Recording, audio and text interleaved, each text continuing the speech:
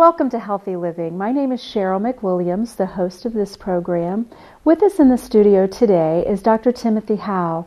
Dr. Howe is the Medical Director of Wellness at Parkview Adventist Medical Center. He's also the Director of the Diabetes Program. He's a wealth of knowledge and information. He's been with us many times on the show, and we're just real pleased to have him back again today. It's good to be here. Oh, thank you. We are going to talk about a topic that over the course of the past 5.5 months has been very important to me, and that is circulation.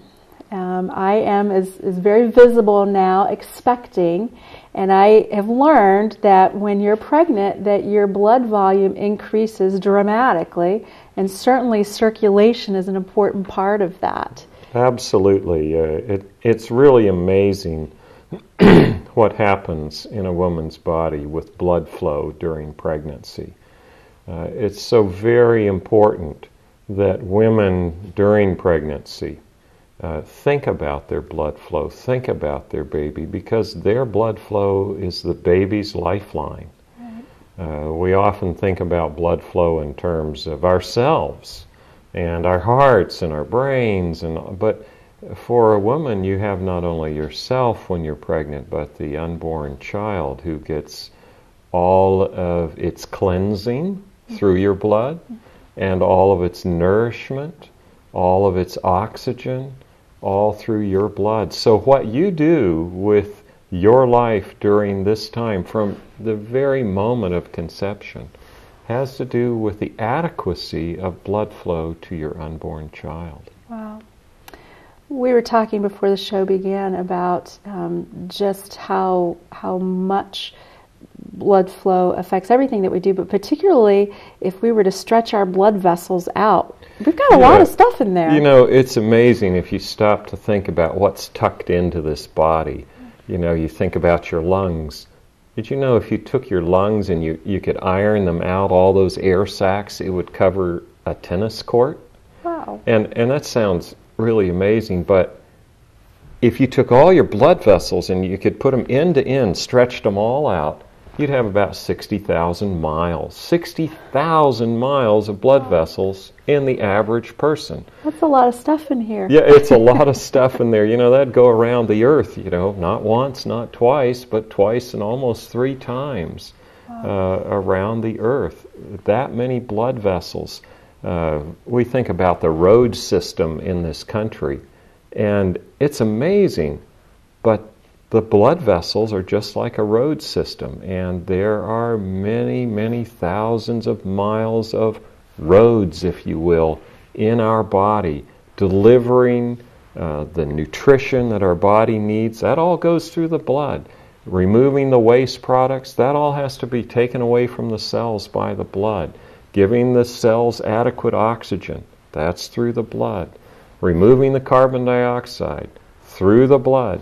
It's amazing what really takes place in the blood vessels. And it's so important that we, when we live our lives, think about that wonderful blood flow. As one author said, perfect health depends upon perfect circulation. Oh. And, you know, that's a really simple statement. Mm-hmm. But the more you think about it, perfect health depends upon perfect circulation. So very, very important to think about how your living affects your blood flow and the blood vessel integrity. If you're driving to work, I was talking to someone at work today, and she said she was driving down the road last week and she hit a huge pothole and blew out her front tire and bent her rim, and it cost her several $100s to get it fixed. Well, you know, we've got to think about our blood vessels. We don't want potholes in our roads. We don't want potholes in our blood vessels either, because that can cause trouble with our very life. So if perfect health depends upon perfect circulation, how do we get perfect circulation? I don't even think about, now that I'm pregnant, I think about circulation, but on an everyday basis, I'm thinking about what am I going to eat next, and how am I going to get my bills paid? So thinking about circulation, what can I do to ensure that I do have good circulation? You know, that's that's interesting. You don't want to focus too much on it because you wouldn't get anything done. Right. But too often we make the opposite mistake, and we don't think about it at all. We just think, well, things are going to work, and I'll just eat what I want, and I'll do what I want, and it'll just take care of itself. And, the amazing thing is the body does that pretty well for the first, 30, 40 years of our life. We don't give it a second thought. It keeps working. But the blood fluidity, what do I mean by that? How thick the blood is? Now that makes perfect sense. We have a cup here and one here. If this one was filled with water and that one was filled with molasses, and I went to pour them both out, well, this would empty a lot faster. Right. It makes sense because molasses is thicker. But how about your blood? Do you ever stop and think, well, I wonder if my blood's too thick? You can make a big difference in the fluidity of your blood just by drinking adequate water. Amazing. If you don't get enough water, you get dehydrated. You can lose quite a bit of the thinness or the fluidity of your blood.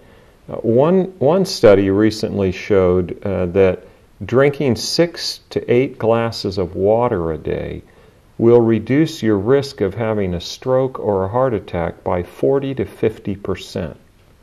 Now, that's simply because it's easier for your body to pump the blood around if it's thinner. But if it makes sense, 60,000 miles of blood vessel, if it's just a little bit thicker, it's going to be a lot harder on the heart. It's going to be more work. We talk about blood pressure all the time. Well, you need some medication. Your blood pressure's up. Maybe what you need to think is, oh, my blood pressure's up. Maybe my blood's too thick. Maybe I ought to have a little sip of water and thin my blood. And, in fact, I found in my practice that if I can get the average person who usually drinks a cup or two of water a day or less to drink 6 to 8 glasses of water a day, often their blood pressure will drop by 10 points. Wow. Well, that's as much as a medication does. And, that's a lot cheaper and it's better for you. A lot of people don't even think about blood pressure medicine. Some of our medicines, in fact, the ones we use the most often, actually dehydrate us. So they lower our blood pressure, but they thicken the blood. So you get a good thing and a bad thing. Right. Whereas with the water, the only bad thing you get is you get more exercise. You got to be running more. Run to the bathroom. Yeah, that's right.